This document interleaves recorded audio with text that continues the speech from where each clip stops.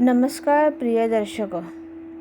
अयोध्या का राम मंदिर का काम अभी पूरा हो चुका है और हमारे राम लल्ला की प्राण प्रतिष्ठा भी हो गई है। प्रिय दर्शकों, रामायण में मर्यादा पुरुषोत्तम राम के गुणों, अपने पिता के वचन को पूरा करने के लिए उनके वनवास सहित विभिन्न घटनाओं का विवरण है।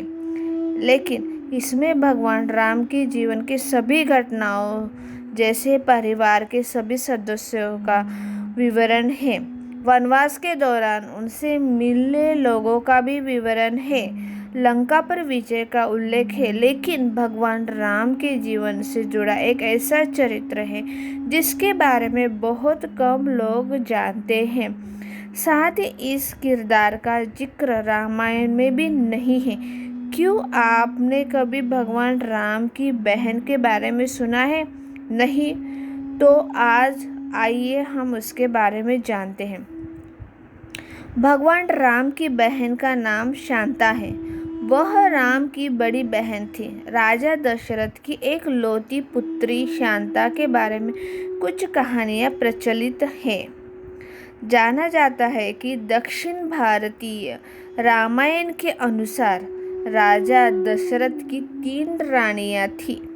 पहली रानी कौशल्या, दूसरी रानी सुमित्रा और तीसरी रानी कैकेयी थी। भगवान राम रानी कौशल्या के पुत्र थे, लेकिन पुत्र राम से पहले माता कौशल्या ने पुत्री शांता को भी जन्म दिया था। शांता 4 भाइयों में बड़ी बहन थी। साथ ही वह कला एवं शिल्प में भी निपुण थी। शांता बहुत ही सुंदर थी, लेकिन रामायण में शांता का जिक्र न होने की एक खास वजह है। प्रिय दर्शकों, वो क्या वजह है? दरअसल राजा दशरथ और रानी कौशल्या की बेटी शांता ज़्यादा समय तक अपने परिवार के साथ नहीं रही, इसीलिए उनका उल्लेख रामायण में नहीं मिलता है। इसके पीछे भी एक वजह है। पुराणों के में वर्णित कथा है कि अनुसार रानी कौशल्या की बड़ी बहन वर्षिणी बहुत समय तक निसंतान थी। शांता के जन्म के बाद वह एक बार अपनी बहन कौशल्या से मिलने आई।